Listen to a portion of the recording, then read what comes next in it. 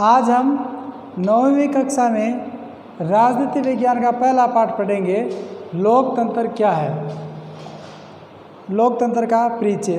लोकतंत्र क्या है, इसकी विशेषताएं क्या है, हम इसमें ये जानेंगे कि लोकतंत्र क्या है और उनमें क्या विशेषता है जिसको हम पहचान कर सकें कि ये लोकतांत्रिक व्यवस्थाएं हैं। हम बहुत सरल परिभाषा से शुरुआत करते हैं, इन्हें हम सामान्य परिभाषा से इनकी शुरुआत करेंगे, साधारण परिभाषा से। फिर हम बारी बारी से इन बिंदुओं का व्यवहारिक अर्थ जानेंगे, फिर बारी बारी एक एक बिंदु का व्यवहारिक जो अर्थ है वो जानेंगे। सिद्धांत नहीं कि सिद्धांत में तो वो होता है कि भाई सब ये ऐसा होता है, ऐसा नहीं, क्या वो हमारे व्यवहार में काम में आ रहा है क्या, उनके हम बारी बारी से अध्ययन करेंगे या जानेंगे। यहाँ हमारा उद्देश्य लोकतांत्रिक सरकार की विशेषताओं को पहचानना है। हमारा जो यहाँ उद्देश्य है वो यह है कि लोकतांत्रिक सरकार की क्या विशेषता होती है उनको पहचानना है। पूरा पाठ पढ़ने के बाद ही लोकतांत्रिक व गैर लोकतांत्रिक शासन में अंतर कर सकते हैं। यहाँ सिर्फ इतना पढ़ने से ही हम लोकतंत्र के बारे में संपूर्ण नहीं जान सकते हैं। पूरा यदि जानने के लिए हम पूरा पाठ पढ़ने के बाद में भी कौन सी व्यवस्था लोकतांत्रिक है, कौन सी गैर लोकतांत्रिक है, यानी जो लोकतांत्रिक नहीं है उनके बारे में हम जान सकते हैं। लेकिन कुछ पढ़ने के बाद में भी हम इनके बारे में नहीं जान सकते। पूरा पाठ पढ़ने के बाद में भी ये सारी चीज़ इसमें हम अंतर कर सकेंगे। समकालीन का मतलब इस समय में दुनिया में लोकतंत्र की ही सबसे लोकप्रिय शासन पद्धति, यानी वर्तमान समय के अंदर जो शासन व्यवस्थाएं हैं उनमें सबसे जो अच्छी या बेहतर जो शासन पद्धति है वो लोकतंत्र है। पर ऐसा क्यों है, यानी ऐसा क्यों है, कौन सी चीज़ें इसमें हैं दूसरी व्यवस्था से बेहतर बनी, इसमें ऐसी क्या चीज़ें हैं और जो दूसरी शासन व्यवस्थाएं हैं उनसे ये अच्छी है, इनके बारे में हम जानेंगे। क्या ये शासन की सर्वोत्तम व्यवस्था है, यानी ये जो शासन की व्यवस्था है सबसे अच्छी है। इन सब सवालों के बारे में हम इस पाठ के बारे में जानेंगे।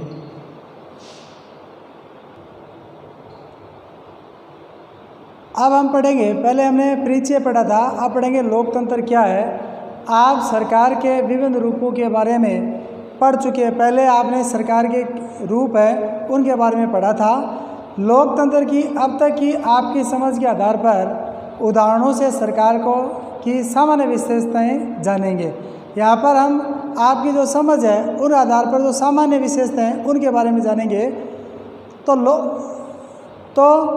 लोकतंत्र तो जानेंगे तो हमारे सामने दो प्रकार की सरकार आई, एक आई लोकतांत्रिक सरकार और एक आई गैर लोकतांत्रिक सरकार। अब हमें परिभाषा है उसकी ज़रूरत क्यों है, परिभाषा है उसकी हमें आवश्यकता क्यों है।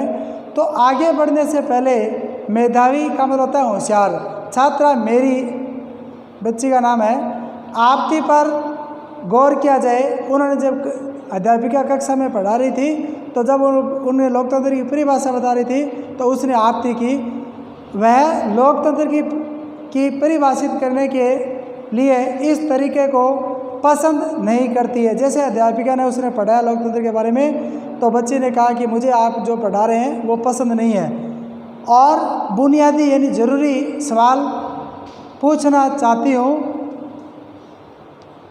उसकी अध्यापिका मेरिल्डा लिंगडो ने उसके सवालों का जवाब देना शुरू किया। उन्होंने कहा आप सवाल पूछिए और उनके सवालों को जो सवाल पूछे तो जवाब देना प्रारंभ किया। तो कक्षा की अन्य छात्राएं भी इस चर्चा में भाग लेने लगी। यानी ये आप एक कक्षा के उदाहरण के द्वारा कक्षा में कैसे पढ़ाते हैं उनके द्वारा लोकतंत्र की परिभाषाओं को समझाया गया है। अब क्या करेंगे, जैसे मेरी ने मैडम से सवाल पूछा, जैसे वो बता रही थी तो हम कोई भी चीज़ पहले बताते हैं तो उनकी विशेषता के बारे में बताते हैं। और तब उस बच्ची ने पूछा कि आप मैडम ये विशेषता के बारे में क्या, जब आप पढ़ाना तो परिभाषा चाह रहे हो तो विशेषता के बारे में क्यों बता रहे हो। जब कोई भी चीज़ है तो हम परिभाषा बाद में बताते हैं, पहले विशेषता। जैसे लोकतंत्र है तो हम ये बताते हैं संविधान में आस्था रखता है, स्वतंत्र न्यायपालिका होता है, समानता पर आधारित शासन होता है, लेकिन हम लोकतंत्र की जो परिभाषा है वो बाद में बताते हैं। तो उन्होंने ऐसे सवाल उठाया तो लिंगडो मैडम ने कहा आपका सटीक सवाल है। फिर मेरी ने सवाल पूछा फिर परिभाषा की ज़रूरत ही क्यों है? तो उन्होंने कहा कि जब आप इनकी विशेषता बता रहे हो तो परिभाषा की हमें क्यों आवश्यकता है?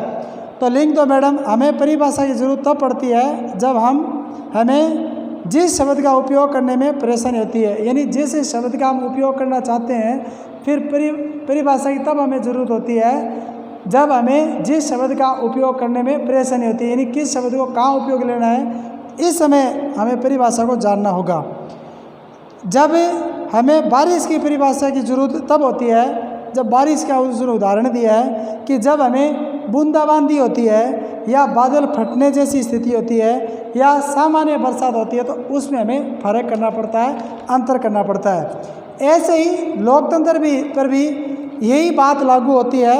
हमें इसके लिए भी स्पष्ट परिभाषा की ज़रूरत है, यानी इसको भी यही स्थिति इसके लिए होती है, तो हमें स्पष्ट परिभाषा की ज़रूरत होती है, क्योंकि लोग इस शब्द का प्रयोग अलग अलग अर्थों के लिए करते हैं और बहुत अलग अलग तरह की सरकारें भी खुद को लोकतांत्रिक कहती है, यानी अलग अलग प्रकार की सरकारें होते हैं। शब्द वही होता है लोकतांत्रिक। जैसे हमारा कोई एक राजा होता है, उस राजा की वहाँ जनता बहुत पसंद करती है, क्योंकि वही राजा ही बार बार वहाँ का राजा बनता है, लेकिन वो राजा तो खुद ये कहता है कि मैं लोकतांत्रिक हूँ, लेकिन वास्तव में वो लोकतांत्रिक नहीं है। लेकिन वो भी परिभाषित तो यही करता है कि मेरी सरकार भी, मेरा शासन भी लोकतांत्रिक है।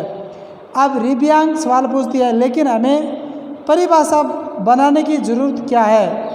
एक दिन आपने हमें अब्राहम लिंकन की, जब दीदी पढ़ा रही थी तो उन्होंने अब्राहम लिंकन की जो लोकतंत्र के बारे में जो परिभाषा दी थी वो पढ़ा रही थी कि लोकतंत्र लोगों के लिए, लोगों की ओर, वह लोगों के लिए जो शासन व्यवस्था होती है वह लोकतंत्र है।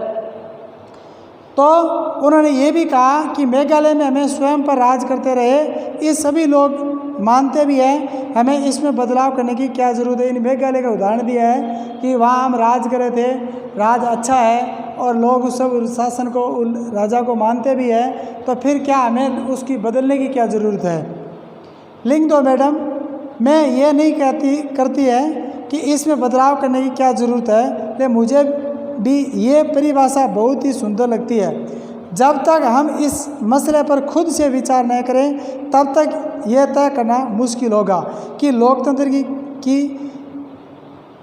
सर्वोत्तम परिभाषा है, और हमें किसी चीज़ को सिर्फ इस आधार पर स्वीकार नहीं कर लेना चाहिए कि किसी बहुत नामी निरामी आदमी ने उसके लिए कुछ बहुत अच्छा कहा है, यह सब लोग उस लोग को सही मानते हैं। यानी मेघालय का उदाहरण दिया है कि वहाँ का जो शासन है बहुत ही अच्छा चल रहा है, तो मैडम ने कहा कि उसको हम एकदम से लोकतांत्रिक मान लेना ये सही नहीं है कि कोई नामी व्यक्ति है वो वहाँ का शासन कर रहा है, तो उस नामी व्यक्ति के जो शासन कर रहा है उसको हम ये नहीं कह सकते कि यहाँ लोकतंत्र है। योलंदा मैडम से सवाल पूछता है, क्या मैं कुछ कह सकती हूँ? हमें कोई परिभाषा तलाशने की ज़रूरत नहीं है। मैंने कहीं पढ़ा है कि डेमोक्रेसी यूनानी भाषा का शब्द है और उसकी यानी डेमो यानी क्रेशिया से बना है। यूनान में डोमोस का अर्थ होता है लोग और क्रेशिया का अर्थ होता है शासन, यानी शासन इस प्रकार डेमोक्रेसी अर्थ हुआ, लोकतंत्र अर्थ हुआ लोगों का शासन। क्या यह परिभाषा सही है? तो लिंक दो मैडम, इस सवाल पर विचार करने का यह बहुत उपयोगी तरीका है, पर मैं इतना कहूँगी कि सिर्फ शब्द की उत्पत्ति से ही उसकी परिभाषा निकालने का तरीका हरदम उपयोगी नहीं है। जहाँ शब्द जैसे यूनान से ये शब्द निकला डेमोक्रेसी, तो क्या जहाँ से शब्द जो निकला है क्या उसको ही मान लेना सही है? तो उन्होंने कहा कि यह सही नहीं है। इसके उदाहरण लेते हैं। हमने उदाहरण के लिए कंप्यूटर शब्द लिया।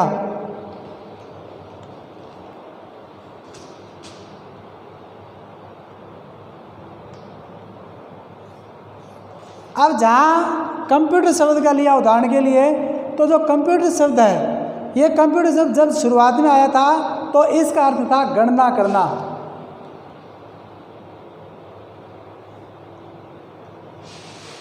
यानी जहाँ सरलतम तेजी से जो गणना की जा सकती है उसके लिए कंप्यूटर शब्द हमने प्रयोग में लिया।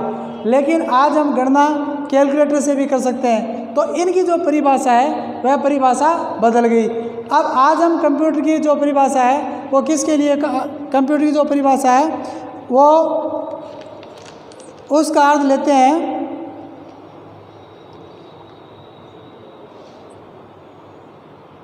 यानी कोई पढ़ने के लिए, डिजाइन बनाने के लिए, संगीत सुनने के लिए, फिल्म देखने के लिए हम कंप्यूटर शब्द का प्रयोग करते हैं। आज जो परिभाषा है वो इसकी बदल गई। आज सिर्फ गणना करना ही नहीं रहा है, आज हम कंप्यूटर का उपयोग करते हैं तो इसके लिए संगीत सुनने के लिए, फिल्म देखने के लिए, पढ़ने के लिए, कुछ लिखने के लिए, डिजाइन बनाने के लिए हम कंप्यूटर शब्द का प्रयोग करना शुरू कर दिया।